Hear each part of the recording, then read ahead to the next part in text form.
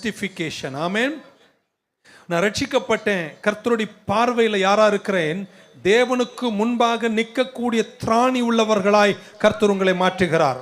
ரோமருக்கு பவுல் எழுதின நிருபம் 3ஆம் அதிகாரத்தின் 24ஆம் வசனத்தில் இப்படி வாசிக்கிறோம். இங்கிலீஷ்ல சரியா இருக்கும். Being justified freely by his grace through the redemption that is in Christ Jesus. கிறிஸ்து இயேசுவின் மீட்பின் மூலமாய் அவர் என்ன இலவசமா நீதிகரித்து இருக்கிறார். நீதிமான்களாக்கப்படுகிறார்கள். நீதிமான்கள் ஒரு அல்லையே சொல்லுங்க பார்க்கலாம். அந்த முகம் நீதிமான் முகம் மாதிரியே நீங்க சொல்லலங்க. நல்லா கையை உயர்த்தி ஒரு அல்லையே சொல்லுங்க பார்க்கலாம்.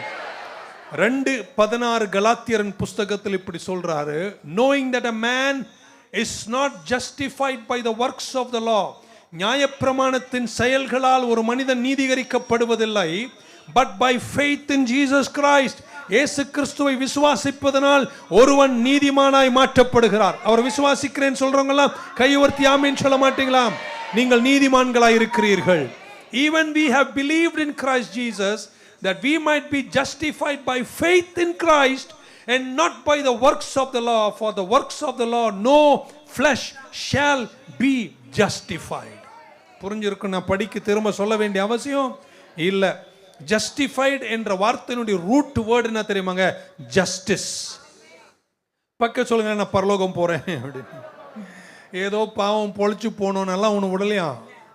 நீ பண்ண எல்லா குப்பையும் தெரிஞ்சு, உன் அக்கிரமங்களெல்லாம் மன்னித்து, உன் பாவங்களெல்லாம் மன்னித்து, அவர் நல்லவராய் இருந்ததுனால, அவர் கால்வரியில் செய்த செயல்களினால, அவரை நீ விசுவாசித்ததுனால, நீதியே இல்லாத உன்னை அவருடைய செயல்களால் நீ அவரை விசுவாசித்ததுனால அவருக்கு முன்பாக உன்னை நீதிமானாய் நிறுத்தி நீதிமான்களாக்கி இருக்கிறார்.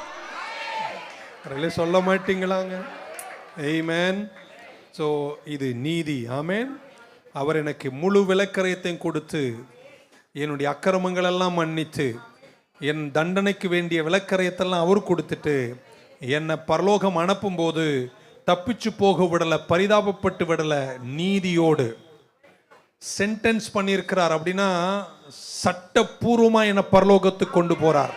சொல்லிட்டு வாங்க, நீங்க பரலோகம் போன பின்னாடி எந்த பேயும் அங்க வந்து உன்னை பாவி கிவின்னு குற்றஞ்சாட்டெல்லாம் முடியாதுங்க. ஏன்னா உன்னை கர்த்தரை அனுப்பும் போது உனக்கு கொடுக்க வேண்டிய பாவத்தின் விலக்கரத்தை கொடுத்து உன் தண்டனைகள் எல்லாம் அவர் மேல சுமந்து தீர்த்து அவரை விசுவாசிக்கிற உன்னை நியாயப்பிரமாணத்தின் செயல்களால் அல்ல, தேவன் மேல் கொண்ட விசுவாசத்தால் உன்னை நீதிமான்கள் ஆக்கி இருக்கிறார்.